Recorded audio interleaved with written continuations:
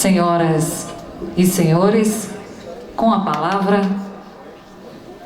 a senhora Raquel Lira, governadora do estado de Pernambuco.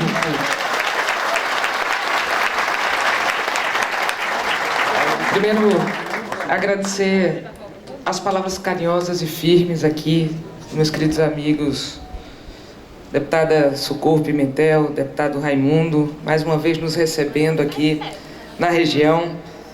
Cumprimentar a Priscila Krause, estava ontem lá no Recife, enquanto eu estava na cidade de Serra Talhada, inaugurando o estádio em Carnaúbeira da Penha. Foi massa lá, mas eu sei que também foi bom no Recife.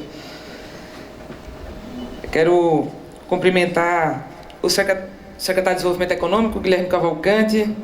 Guilherme, eu suponho que ele tenha tido umas 3 ou 4 vidas, porque as histórias que ele conta não batem com a idade que ele tem. Então, quando ele chegou aqui e disse assim, eu pisei aqui, era um campo de futebol, isso é mentira. Aí Raimundo disse, não, é verdade.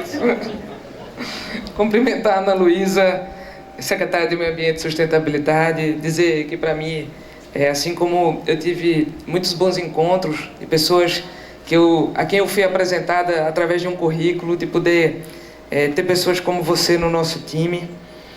Cumprimentar em nome de todos os vice-prefeitos aqui presentes, Vilário. Eu sabia que era Vilásio, mas botaram Vilário, ali é Vilário. Desculpa, gente, é Vilásio. Achei estranho, porque eu nunca vi ninguém chamado de Vilásio, mas... O Roseilton, presidente da Câmara de Vereadores de Araripina. Cumprimentar os vereadores Luciano, João, Rodrigo, Evandro, Luciano Belo, Calígia, Aurismar, Doval da Saúde. Aqui estão os prefeitos também da região, que eu tive a oportunidade de conversar com todos individualmente, em grupo, lá no Palácio, aqui nas visitas que fiz. Ricardo Ramos, Chico Siqueira, Elbinha de Trindade, Eliane Soares de Santa Cruz, Raimundinho de Exu, Gildevan de Santa Filomena. Aqui representando a Secretaria da Fazenda, Stephanie Pereira. Aqui muito citado, assim como... Felipe foi o 4º ou 5º currículo que me chegou, né, buscando o nome para trabalhar na Copergás. E quando chegou o currículo dele, eu disse, pronto, é esse. Aí eu conheci ele no dia que ele tomou posse praticamente, né, que chegou já de mudança para o governo de Pernambuco. Mas agradecer a você, Felipe, também por confiar no trabalho que a gente vem fazendo, cumprimentar a André Teixeira da ADEP. E André me dizia, olha Raquel, saiu o resultado do PE Produz e a região do Araripe vai ser contemplada, já está contemplada com R$2 milhões para apicultura, para mandiocultura, os arranjos produtivos locais. Dos R$15 milhões, vocês levaram 2 para Pernambuco todo. Esse ano a gente vai ter que fazer um edital maior, porque as outras regiões devem estar meio chateadas, embora seja regional. Anchieta, diretor-presidente da CPRH, foi outro que me chegou por um currículo, liguei para uma amiga que trabalhou com ele, ela disse, pode confiar, que ele vai dar conta do serviço. Guilherme Coelho, querido assessor especial, nosso candidato a senador, ex-prefeito de Petrolina. E quando eu estava me levantando aqui, lembre, Raquel, quando a Transnordestina estiver pronta, esse gesso vai pelo trem, vai para o porto de Suape, dali vai para o porto de Santos. A gente vai vamos ter um ganho de competitividade muito grande. Obrigada, Guilherme. Jefferson, presidente do Sindogesso, tivemos junto ali visitando na Expo Gesso, lá em Trindade, junto com a Elbinha, com o Socorro e com os prefeitos aqui da região. E já falávamos sobre isso há pouco tempo atrás. E que bom poder chegar aqui nesse dia de hoje, não com discurso, mas podendo trazer notícia boa. Ex-deputada estadual, assessora do nosso governo, Dulce Amorim. Também cumprimento o ex-deputado com quem tive a oportunidade de estar junto na Assembleia, Odaci Amorim, ambos de Petrolina, sertanejos fortes. Cumprimentar Thales, o repentista aqui presente. Depois de terminar, me permite, Thales, tu não grava isso não. Depois de terminar, ele me entregou um bilhetinho pedindo uma sanfona de 8 baixos. Eu não sei como é que eu vou resolver não, mas a gente vai dar um jeito de arrumar, né? Vai ter um bocado de gente aqui que vai lhe ajudar com a sanfona. Guilherme, né? Guilherme vai comprar uma sanfona. Alguém vai lhe apadrinhar aqui e vai resolver a questão da sanfona. É de 8 baixos mesmo, né?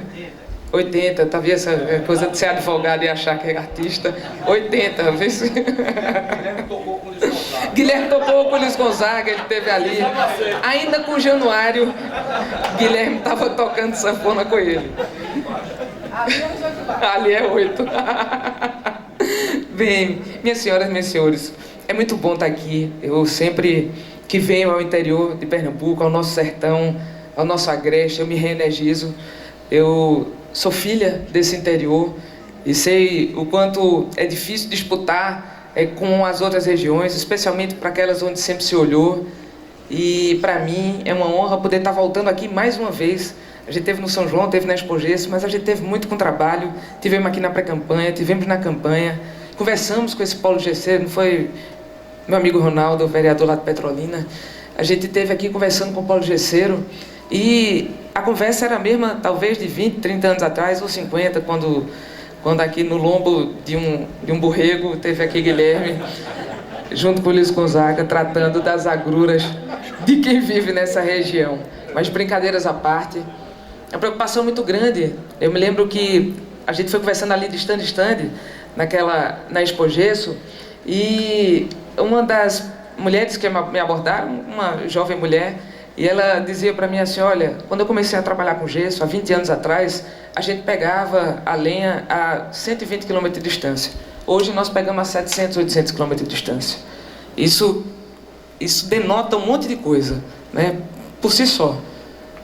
Trabalhar na adversidade, sem existir política pública indutora, para quem conseguiu ser resiliente o suficiente para sobreviver, fazendo a exploração do gesso aqui, como da mandiocultura, mas conseguir trabalhar um polo sem incentivo, sem infra, sem olhar adequado, fez se adequar à atividade econômica à ditadura da realidade.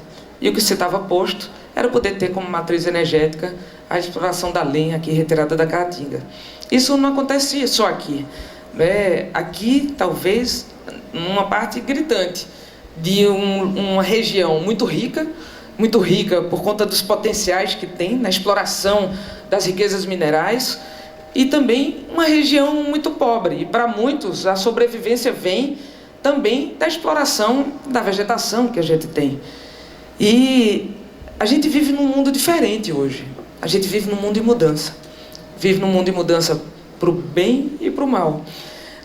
A gente vive um mundo em que, se a gente não conseguir se enxergar de que não há outro planeta para a gente viver que não seja esse mesmo, e é nesse chão que vão viver nossos filhos, nossos netos, a gente precisa cuidar dele melhor. Mas como fazer isso? E Ana muito bem disse aqui que as agendas de meio ambiente, sustentabilidade e econômica agora se juntaram e elas agora não tem mais retrocesso. Recentemente a gente teve em Dubai, na COP28, na Confederação Mundial do Clima, pela primeira vez foram chamados não só os países, mas participaram oficialmente os estados e municípios do mundo inteiro, e lá estávamos nós, também convidados pela Fundação Bloomberg, para poder tratar da pauta de meio ambiente. Lá a gente já assinou o primeiro contrato com o BNDES de recurso a fundo perdido de um programa chamado Floresta Viva.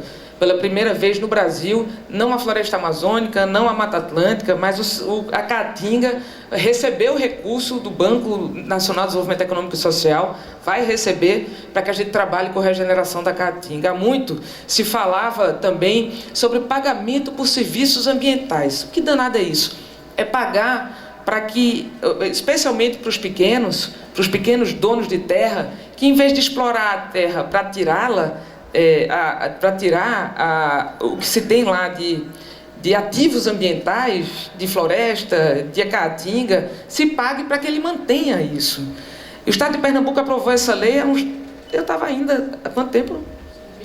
2015, 2017, e nunca tinha implantado, e nós vamos começar a implantar agora. A gente vai começar a dizer assim, olha, vai valer a pena, você vai receber por cada hectare que você deixa de pé, porque isso vale mais do que o hectare derrubado, porque você só paga uma vez por ele, e quando você paga, a gente vai poder ter periodicamente o pagamento feito com recurso público para que o pequeno produtor, que pode alinhar a vegetação da caatinga com diversas outras produções, como a questão da mandiocultura, a questão da caprinocultura, como a questão da apicultura, todos eles fortalecidos num ambiente que permita ninguém ser deixado para trás em Pernambuco. Quando a gente fala de desenvolvimento sustentável e regional sustentável, quer dizer que cada território precisa viver das suas próprias potencialidades, que são muitas em Pernambuco, né?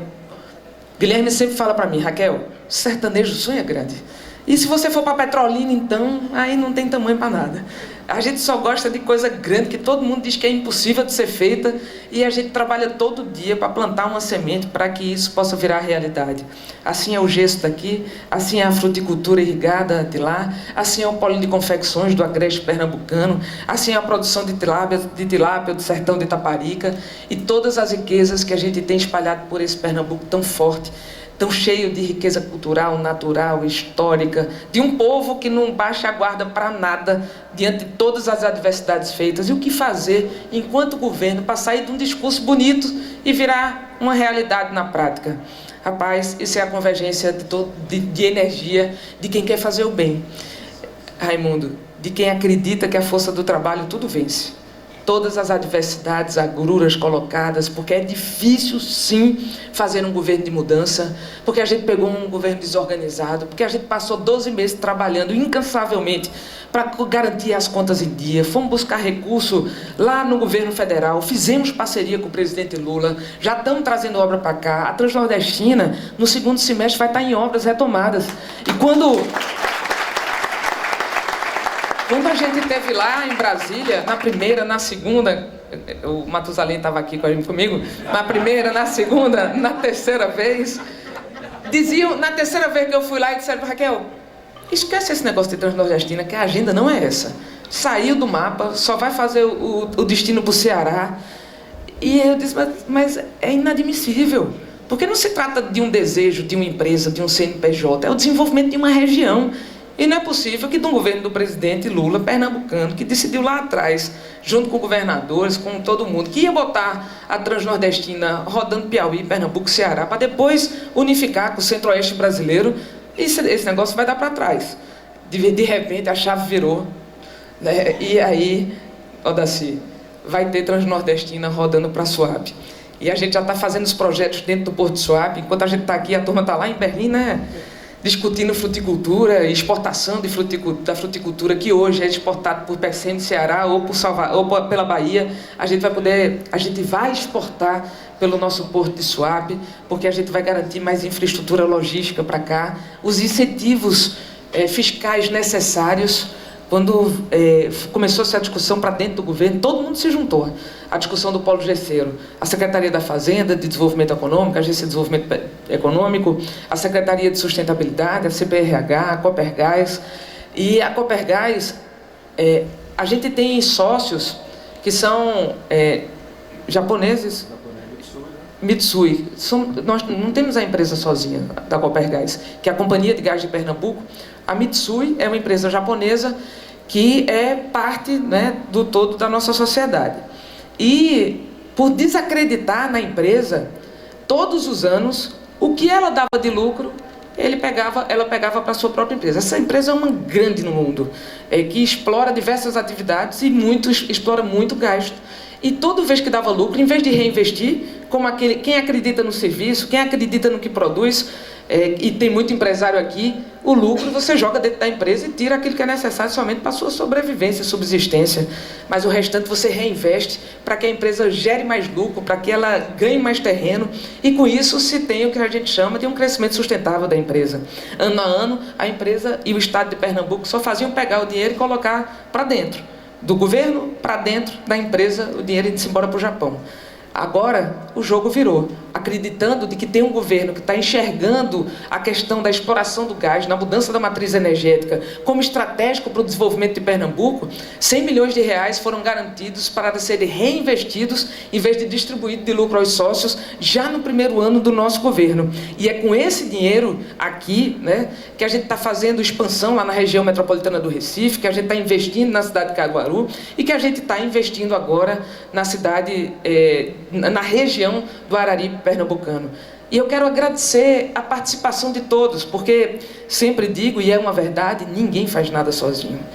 E precisou sentar todo mundo, precisou muita batida na porta, né, ou entrada lá, de Socorro, de Raimundo, dos prefeitos que aqui estão, tá Chico, Eliane, Albinha, Ricardo, mas ali, de maneira muito firme, está ali, só faz atravessar a ponte, né? Tá Socorro e Raimundo todo dia, vamos, que esse negócio vai dar certo.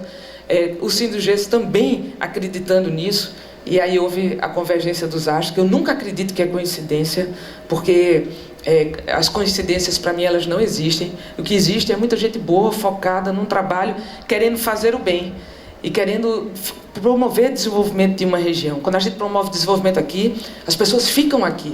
Não precisa mudar de lugar. Não vai para o Ceará, não vai para o Piauí, não vai para a Bahia, não vai para a região metropolitana do Recife para buscar oportunidade de vida. E é com esse propósito que hoje a gente traz para cá um anúncio que vocês já sabiam, porque foram vocês que construíram ele juntos com a gente, de que nós vamos ter gás com ICMS zero, que a gente já conseguiu construir a estratégia, porque quando eu pensava, quando a gente começou a discutir, era impossível trazer aqui por tubulação, porque a gente não tem dinheiro suficiente para isso, considerando a distância e o custo de cada tubo, de cada quilômetro de tubo que a gente consegue enterrar no chão, era impossível por esse meio, mas com muito boa vontade todo mundo conseguiu enxergar quais eram as estratégias, né, de trazer o gás liquefeito e construir estações em que você pudesse transformar o líquido em gás de novo e poder, com isso, alimentar as indústrias. Vai precisar ter troca de maquinário, já tem empresas que estão disponíveis para iniciar esse trabalho, e a Agência de Fomento de Pernambuco, junto com a Agência de Desenvolvimento de Pernambuco, prontos para poder financiar esses novos maquinários e a adaptação desses maquinários. Querendo dizer que para as indústrias maiores, que têm mais capacidade de financiamento, a juros subsidiados, e para as pequenas, a gente poder trabalhar pequenos distritos industriais com equipamento compartilhado que permita que a gente possa otimizar o trabalho de quem produz e, com isso, também o investimento necessário nessa compra de novos maquinários. Eu vejo aqui um horizonte de muita prosperidade, começando por aquilo que é mais forte na região e disseminando. Quando a gente chega, a gente não vai embora mais. Eu sempre acredito assim, toda vez que a gente visita um lugar, que a gente ouve uma história, né, quem tem um compromisso público, quem está ocupando cargos de liderança, a gente nunca volta para casa do mesmo jeito, porque ali foi depositado na gente uma esperança. Não é a esperança de que você falava, Raimundo, Socorro, e a esperança de que as pessoas têm, que quando a gente chega, a gente não pode resolver tudo, é impossível de fazê-lo num tempo só, mas a gente pode redirecionar rumos. E a gente não sabe com quanto dinheiro que a gente começa essa história. Nesse primeiro momento, para este ano, são 6 milhões e alguma coisa de investimento, que vão, a partir do ano que vem, com mais 30 milhões de reais de investimento, então somam aí 37 milhões só da Copergás, para poder a gente iniciar o serviço aqui na região do Araripe. A gente tem trabalhado muito para outros investimentos necessários para cá, a doutora de Negreiros, a questão a gente já encaminhou para o novo PAC do governo federal, não veio o resultado ainda, mas eu estou muito confiante de que, de fato, a gente vai ter recursos do governo federal para nos ajudar.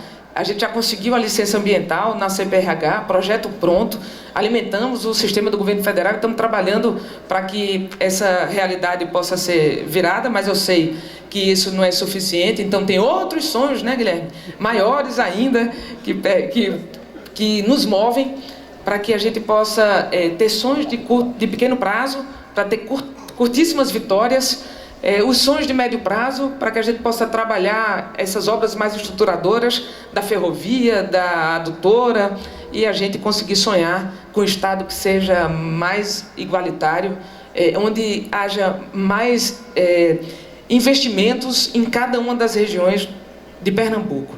Quando a gente fala dos invisíveis, Felipe, a gente fala de regiões invisibilizadas ao longo do tempo, que não tiveram investimentos, por decisão política, sim, porque investir é sempre decidir sobre onde o recurso escasso vai, e a gente também fala de pessoas que todos os dias no anonimato estão lá trabalhando nas minas, nas jazidas, na produção do gesso, no plantio da mandiocultura, na produção do mel, e que o governo poder enxergá-las e colocar visibilidade sobre elas, permite que o recurso público chegue, que a gente possa unir as pontas e, com isso, a gente transformar uma realidade.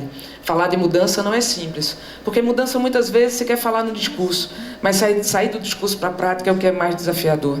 Raimundo, Socorro, Priscila, se há algo que nos move, é o desejo de chegar na vida das pessoas que a gente não conhece e daquelas que a gente nunca vai conhecer pelo nome.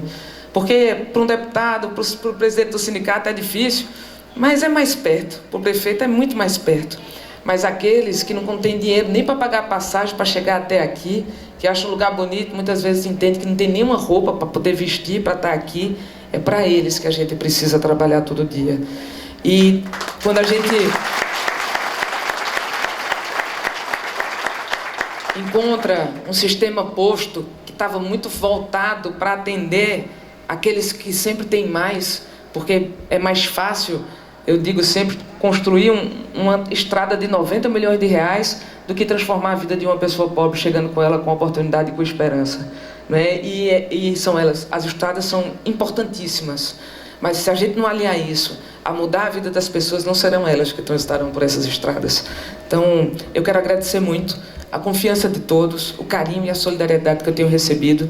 Eu sei que eu não estou sozinha, que Priscila, já é ela que está do meu lado primeiro, mas ela sabe também que a gente enfrenta junto uma parada dura, danada, mas nós não estamos sozinhas, porque quando a gente chega aqui, recebe essa energia incrível, eu volto lá para o Recife, né, com a força necessária para continuar cumprindo a minha missão, cumprindo a nossa missão. A gente não está aqui preocupado com a próxima eleição, até porque em 24 eu nem disputo ela, mas nem preocupado aqui com a eleição de 26.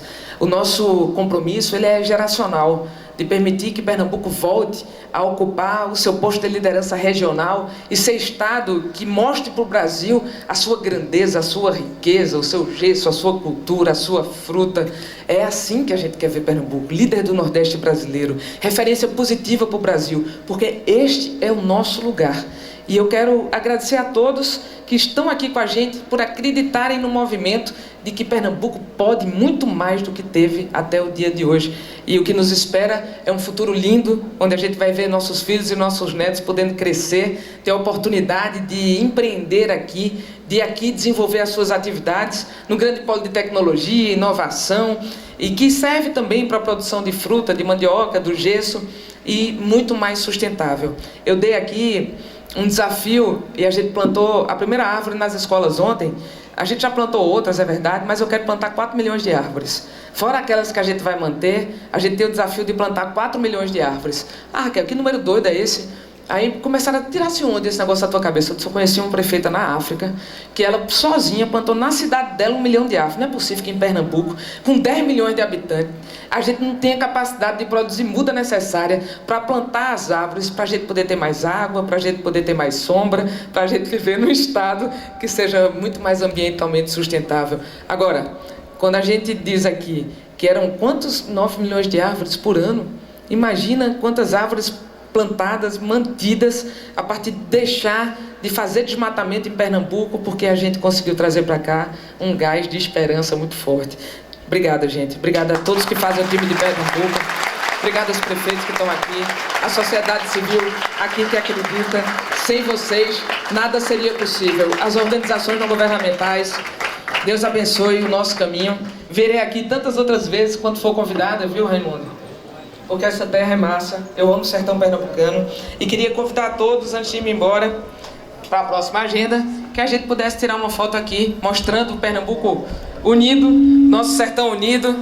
Quem está mais distante, chega mais perto. Socorro, venha para cá.